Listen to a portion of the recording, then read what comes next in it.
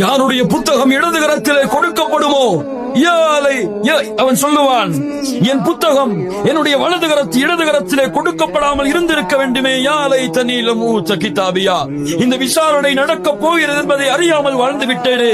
இந்த நாள் என்னை விட்டு கடந்து சென்றிருக்க வேண்டுமே. நான் சம்பாதித்த செல்வம் எங்கே? என் ஆட்சி அதிகாரம் எங்கே? இந்த உலகத்தில் நான் கொண்டிருந்த பெருமைகள், படிப்புகள், பட்டங்கள் எங்கே என்று புலம்பிக் கொண்டிருப்பான். அல்லாஹ் சொல்லுவான்,